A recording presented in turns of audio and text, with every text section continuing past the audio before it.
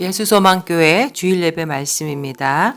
오늘 말씀의 제목은 아브라함의 품에 안긴 나사로, 누가복음 16장 19절에서 31절까지의 말씀입니다.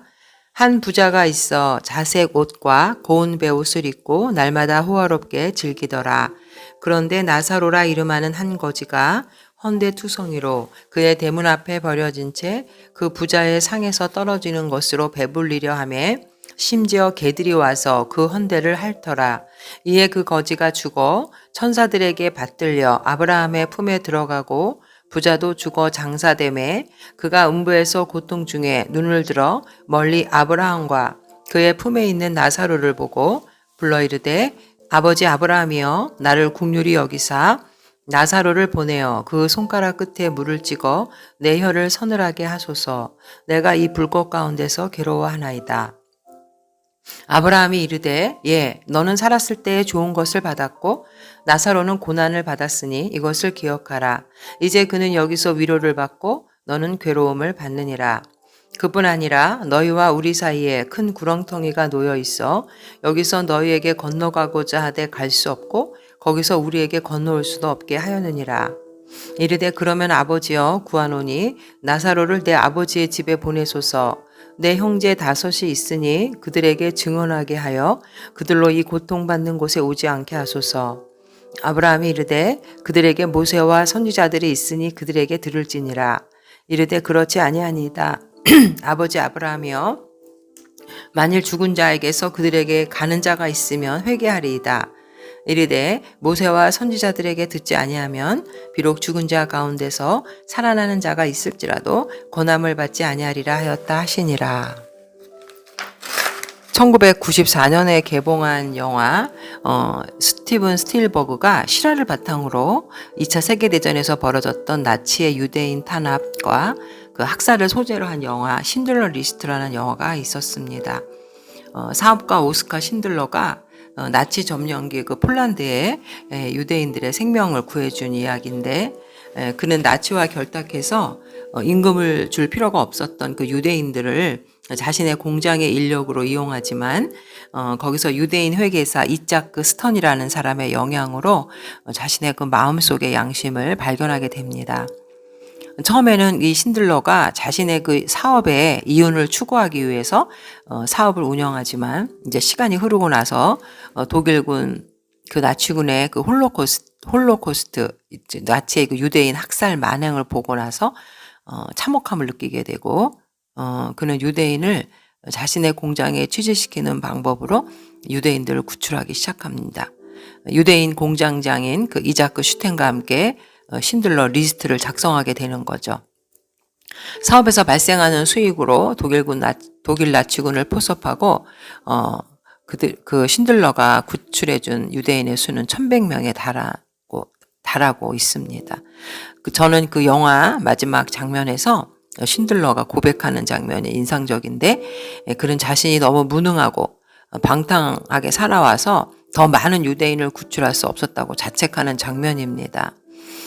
그런데 그 신들러를 바라보는 유대인들은 그 탈무드에 나오는 글귀를 인용해서 한 사람을 살리는 것은 세상을 살리는 것이다 라는 그 문구를 유대인들의 자신의 그 금리발을 모아서 금반지에 문구를 새겨서 그에게 선물하죠.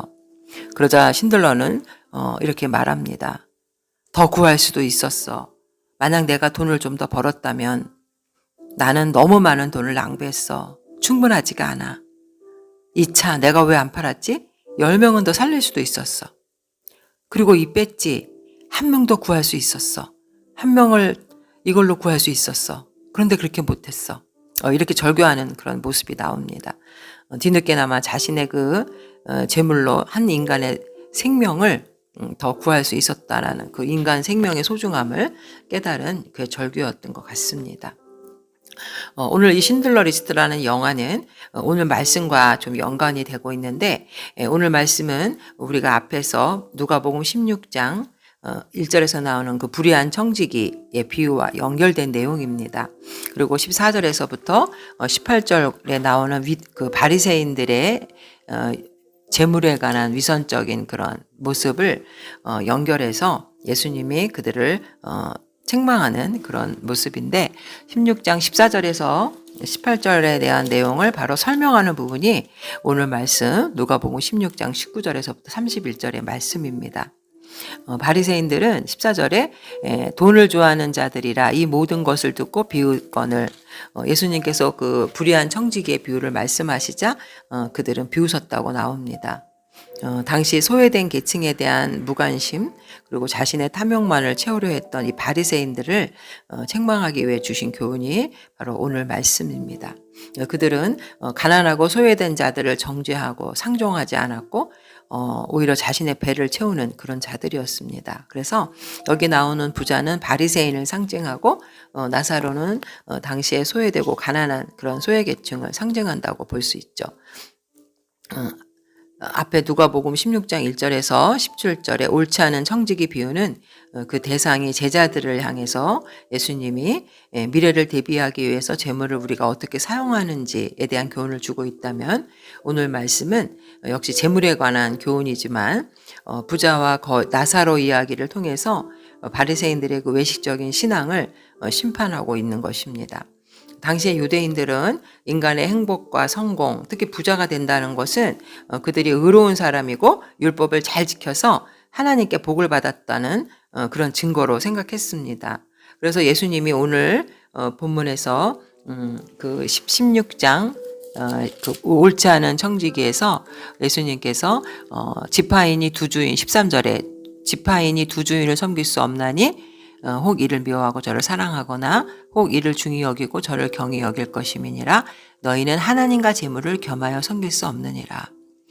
이 말씀을 들었을 때 양자택일로 말씀하셨을 때 바리새인들이 비웃었다라는 것은 바로 자신들은 하나님께 복을 말씀을 잘 지켜서 물질의 복을 받았는데 예수님께서는 그렇지 않다라고 말씀하신 것에 대해서 이들이 비웃었다라는 것입니다. 즉 경제적인 풍요가 의로움에 대한 하나님의 보상이 아니라는 것, 그리고 이 세상에서 자기를 높이며 살았던 이 부자는 하나님 앞에 미움을 받는다는 것을 오늘 말씀해 주는 것입니다. 바리새인들은 당시에 소외된 그 사회계층에 대한 관심보다는 자신만의 탐욕을 채우려 했던 위선적인 종교 지도자들이었다는 것을 오늘 말씀을 통해서 부자와 나사로의 모습에서 예수님은 설명해 주고 있는 것입니다. 이 세상에서는 이 부자는 정말 풍요롭고 사치스러운 삶을 살았지만 나사로는 비참하게 살았는데 죽어서는 하나님 나라에서 부자의 고통 그리고 나사로는 평안을 대조시켜서 세상에서의 삶과 또 하나님 나라에서 삶은 어떻게 다른가를 오늘 분명히 보여주고 있습니다. 탐욕에 눈이 멀어서 하나님의 말씀을 잘못 해석하고 교만과 위선에 빠진 바리새인들의 신앙을 상징하는 이 부자, 그리고 가난하고 소외됐던 나사로의 이 비유가 오늘 우리에게 주는 교훈이 무엇인지, 우리는 부자의 운명에 처해지는 자가 아니라 아브라함의 품에 안기는 안식을 누리는 나사로의 축복을 받는 자들 되기를 축복합니다. 우리가 이러한 아브라함의 품에 안긴 나사로의 그 복을 얻기 위해서는 어떤 삶을 살아야 할까요? 첫 번째, 우리는 영의 눈이 밝아져야 한다는 것입니다. 19절과 26절의 내용을 보면 이 세상에서의 부자의 모습, 나사로의 삶이 나오는데 결국 죽음 이후에 대해 이 삶이 역전되는 것을 보게 됩니다. 저 부자는 자신의 그 탐욕에 취해서 영적으로 어두워져서 하나님의 말씀에 순종하지 않게 되는 것이죠. 부자라는 이유로 지옥에 가는 것은 아니지만 부자의 날마다 즐거운 삶은 그의 눈을 가로막았고 자신 앞에 나사로가 있다라는 것을 보지 못하게 하고 결국은 구원에서 점점 멀어지게 했던 것입니다. 영적인 밝은 눈으로 사는 길은 오직 깨어 있어야 한다는데 이 부자는 그것을 외면했다는 것이죠. 오늘 말씀은 그리스도인이 무엇으로 천국을 살아갈 수 있는지를 알려주고 또 시종일관 부자의 삶에 초점을 맞추고 있습니다. 부자는 왕국에서나 입을 법한 최고급 자색 옷으로 겉을 감싸고 있었고 속은 부드럽고 편한 베옷으로 짠 옷을 입었는데 그리고 그는 날마다 호화로운 생활을 했다라고 나옵니다. 날마다 즐거웠다. 즉 이 부자가 입었던 이 옷은 귀족이나 부호들, 제사장들이 입는 겉옷과 속옷을 말합니다. 결국 이러한 모습은 이 부자는 단순히 돈만 많은 것이 아니라 높은 지위에 있었다고 짐작할 수가 있습니다. 그리고 그가 날마다 잔치를 베풀었다고 했는데 결국 이 잔치는 유프라이노메스라는 단어로 세속적인 즐거움, 사교적 활락, 악한 환희를 말하고 있습니다. 그는 날마다 세속적인 활락에 축연을 베풀고 있었던 것이죠. 많은 날, 많은 시간들을 향락과 사치에 소비하고 있었던 것입니다. 많은 시간과 많은 재물을 자신의 그 개인적인 향락과 쾌락을 위해서만 허비했을 뿐 생산적인 일과 어려운 이웃을 돌보는 일에는 무관심했던, 하나님의 허락한 시간과 재물을 선용하지 못했던 악하고 무책임한 청직이었던 것입니다. 우리가 인간이 하나님이 없는 삶은 인간 자신의 허무함을 세상의 것으로 채우려고 합니다. 그래서 요한일서 2장 15절에서 이 세상이나 세상에 있는 것들을 사랑하지 말라. 누구든지 세상을 사랑하면 아버지의 사랑이 그 안에 있지 않다고 성경은 얘기하고 있습니다. 이 부자는 어떤 이유로 음부에 떨어졌을까요? 성경에는 부자가 구체적으로 어떤 죄를 지었다는 설명은 한 군데도 나오지 않지만 부자의 잘못은 바로 그의 집 대문 앞에 쓰러져 있었던 나사로를 보지 못했다는 것입니다. 날마다 그 즐거운 삶에 취했던 부자는 나사로가 거기에 있음에도 불구하고, 자기 집 대문 앞에 있음에도 불구하고 그를 외면하고 보지 못했습니다. 사실 부자는 자신의 그 음식물 중에서 일부를 하인에게 시켜서 나사로에게 가져다 줄 수도 있었지만 그는 그렇게 하지 않았습니다. 나사로의 그 배고픔과 굶주림을 그는 돌아보지 않았던 것입니다. 여기서 개들이 그의 상처를 핥았다라는 그런 내용이 나오는데 결국 개들은 이 부자의 집에서 나오는 음식을 먹고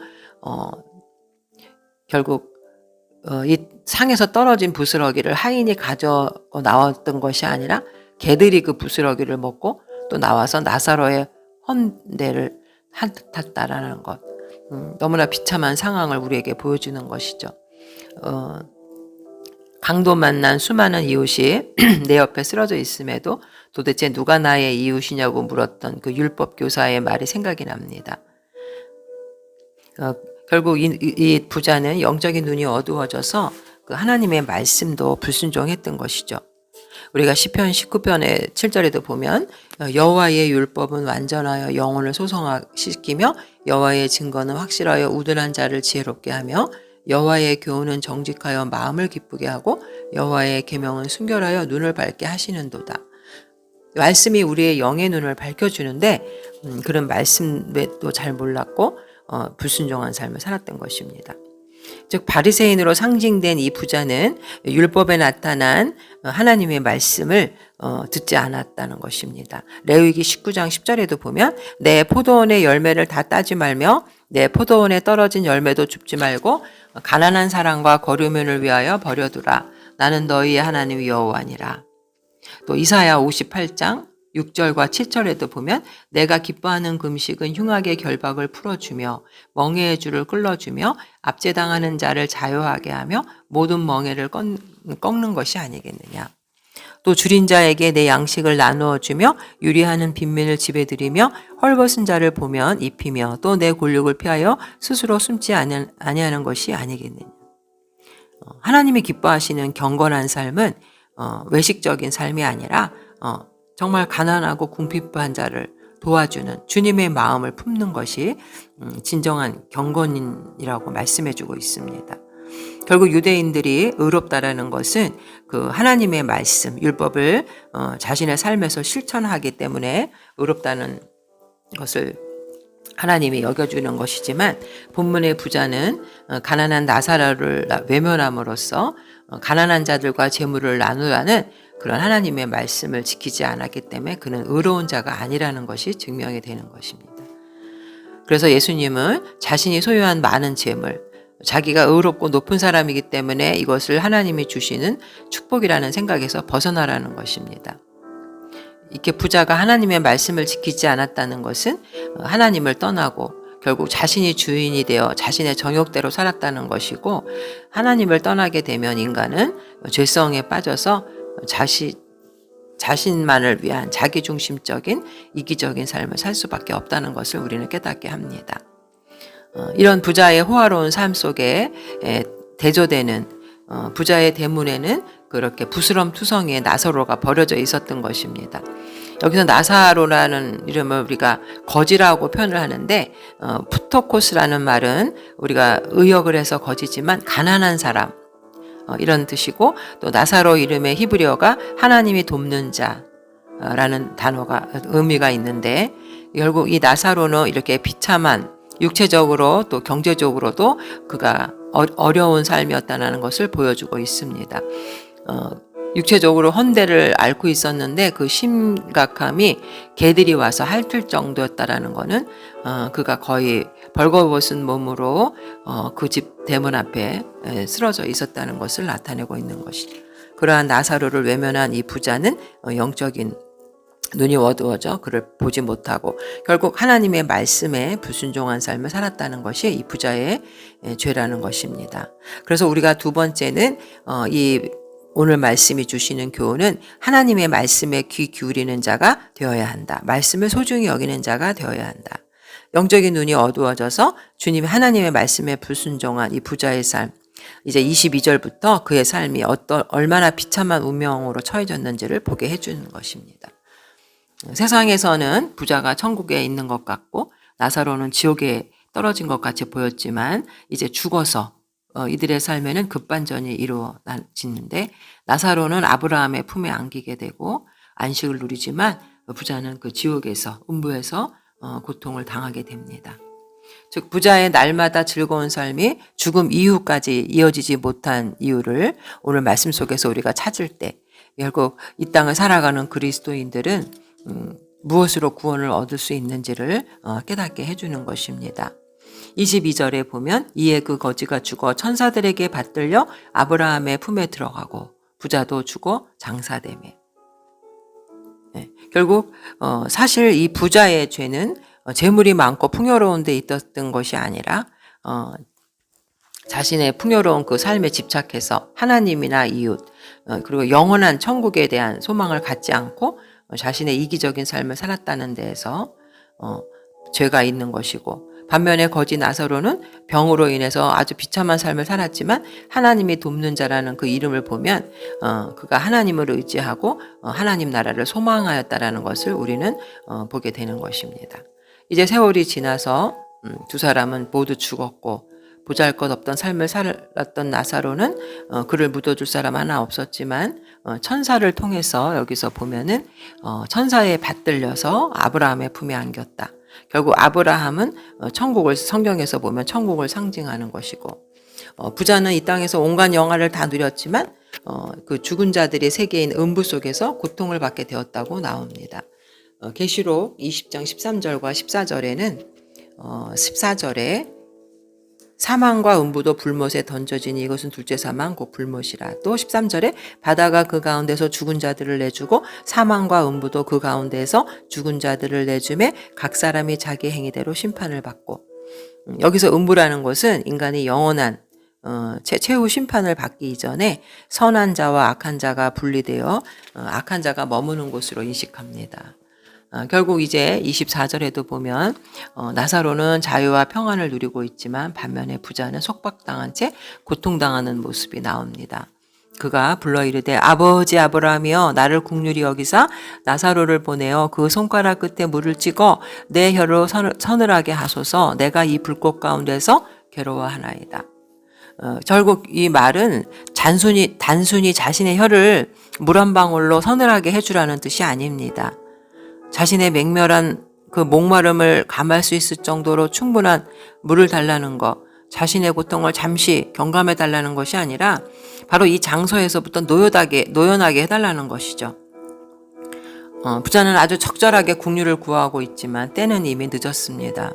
결국 그의 운명에 관한 하나님의 결정이 되돌이킬 수 없다라는 것은 바로 여기서 나오는 사후세계의 두 영역을 갈라놓고 있는 큰 구렁텅이가 바로 상징하고 표현화되어 있는 것입니다. 25절에 여기 보면 26절에 그뿐 아니라 너희와 우리 사이에는 큰 구렁텅이가 놓여 있어 여기서 너희에게 건너가고자 하되 갈 수 없고 거기에서 우리에게 건너올 수도 없게 하였느니라. 그리고 여기서는 음부가 어떤 곳인지 설명이 되고 있는데 음부는 사후의 세계로서 실제적인 공간이라는 것이죠. 그리고 23절에 보면 그가 고통 중에 눈을 들어 음부는 고통이 있는 곳입니다. 그리고 이것은 불꽃의 장소로서 얼마나 불꽃이 심각한지 물 한 방울만 있어도 좋다라고 말할 정도고 이것은 바로 음부의 영원한 고통과 절대적인 고통을 가리키는 곳입니다. 또 음부는 고민의 장소라고 말합니다. 그리고 음부에서는 기쁨이라고는 전혀 찾아볼 수가 없고 음부는 이 고통이 얼마나 심각한지 28절에 보면 내 형제 다섯이 있으니 그들에게 증언하게 하여 그들로 이 고통받는 곳에 오지 않게 하소서. 결국 고통받는 곳이라는 것입니다. 그리고 이 음부는 천국과 단절된 곳으로 또 세상과 단절된 곳이라고 여기서 설명이 나옵니다. 부자는 살아있는 그 자신의 다섯 형제에 가서 이 음부에 관해서 설명할 수가 없습니다. 왜냐하면 이것은 바로 하나님과 단절된 곳이기 때문에 세상과 단절된 곳이라는 거죠. 부자는 음부에서 하나님의 은혜의 표현인 아브라함의 품을 볼 수는 있지만 그 품에 들어갈 수는 없습니다. 하나님의 은혜를 받을 수도 없고 더 이상 구원을 위한 전도도 할 수 없는 곳이죠. 고린도후서 6장 2절에 보면 이르시되 내가 은혜 베풀 때 너에게 듣고 구원의 날에 너를 도왔다 하셨으니 보라 지금은 은혜 받을 만한 때요 보라 지금은 구원의 날이로다. 우리가 구원을 받는다는 것은 바로 현재 우리에게 과거와 미래는 없습니다. 지금 살고 있는 이 순간 우리는 구원을 받아야 합니다. 이제 이어서 24절에도 보면 이 부자는 아직도 하나님의 말씀에 대해서 무지한 거를 깨닫게 되는데 구원의 기회는 이 세상에서 바로 복음을 듣고 믿어야 한다는 것입니다. 부자는 음부에서 고통 가운데 있을 때 그 나사로를 통해서 아브라함에게 요청을 했는데 불꽃 가운데 고통을 덜기 위해 나사로를 통해서 공유를 그가 부탁합니다. 또 그리고 자신의 형제들이 음부에 오지 않도록 나사로를 보내 알게 해주라고 청원하지만 아브라함은 부자의 형제들이 바로 모세와 선지자들에게 들으면 된다고 얘기하고 있습니다. 즉 형제들에게 체험적인 신앙이 필요하다고 부자가 말하지만 아브라함은 모세와 선지자들은 구약 성경을 말하고 성경을 통해서 하나님의 말씀을 통해서 구원받지 않으면 체험으로도 설득할 수 없다라고 말하고 있죠. 즉 모세와 선지자들이 기록한 성경 말씀이 죽은 자가 살아나서 말하는 체험보다 중요하다는 것입니다. 이적보다 말씀이 우선한다는 것이죠. 아무도 율법과 선지자들로부터 얻을 수 있는 것보다 더 많은 것을 얻을 수는 없다는 것입니다. 히브리서 4장 12절에도 보면 하나님의 말씀은 살아있고 활력이 있어 좌우의 날선 어떤 검보다도 예리하여 혼과 영과 및 관절과 골수를 찔러 쪼개기까지 하며 또 마음의 생각과 뜻을 판단하나니 하나님은 이미 말씀의 능력을 통해서 인간의 구원의 길을 열어놓으셨습니다. 이웃을 돌보며 긍휼을 베풀라는 하나님의 말씀을 듣지 않는 자 하나님의 계명을 작은 것 하나라도 소홀히 여기는 자는 죽은 자가 살아나는 일조차도 믿지 못한다는 것입니다. 이것은 예수님께서 죽었던 베다니의 나사로를 살리셨을 때 많은 사람들 역시 믿지 않고 오히려 예수를 힐난하고 죽이려 했던 그 모습을 상기시킵니다. 예수님이 죽음을 이기고 부활하셨을 때도 많은 사람들이 그 예수님을 믿지 않았던 것입니다. 우리가 살고 있는 이 자본주의 시대에 그리스도인이 천국을 살아갈 수 있는 방법은 오직 하나입니다. 많은 재물에 의해 가려진 눈을 뜨는 것입니다. 말씀에 무지하고 소홀히 할 때 하나님의 뜻을 모른 채 죄를 짓고 또 그 죄의 결과는 비참한 운명에 떨어지게 되는 것입니다. 우리는 주님의 오늘 말씀 부자와 나사로를 통한 비유를 통해서 이 땅의 부와 탐심의 노예가 된 자의 심판을 당한 처참한 운명을 보았습니다. 그는 현재에서 말씀을 떠나 자기의 정욕만 채우는 이기적인 생활을 하면서 지옥과 천국에 대해서는 무지했습니다. 그리고 지옥에 떨어진 신세가 되었어도 그 이기심과 불신을 버리지 못한 모습을 보여줍니다. 우리가 이 세상에 살면서 정말 가치 있게 여기며 노력해야 할 일이 무엇일까요? 바로 그리스도를 아는 지혜를 얻는 것입니다. 현재의 부는 언제나 사라지지만 그리스도를 아는 지혜는 우리를 영생으로 인도해 주기 때문입니다. 영적인 눈을 뜨고 말씀에 귀 기울이며 생명처럼 말씀을 소중히 여겨서 순종하는 자들 되시기를 축복합니다. 디모데전서 6장 17절 내가 이 세대에서 부한 자들을 명하여 마음을 높이지 말고 정함이 없는 재물에 소망을 두지 말고 오직 우리에게 모든 것을 후히 주사 누리게 하시는 하나님께 두며 선을 행하고 선한 사업을 많이 하고 나누어 주기를 좋아하며 너그러운 자가 되게 하라. 이것이 장래에 자기를 위하여 좋은 터를 쌓아 참된 생명을 취하는 것이니라. 이 세상 재물의 부자가 아니라 영원한 하나님 나라의 영적인 부자가 되시기를 주님의 이름으로 축원드립니다. 아멘.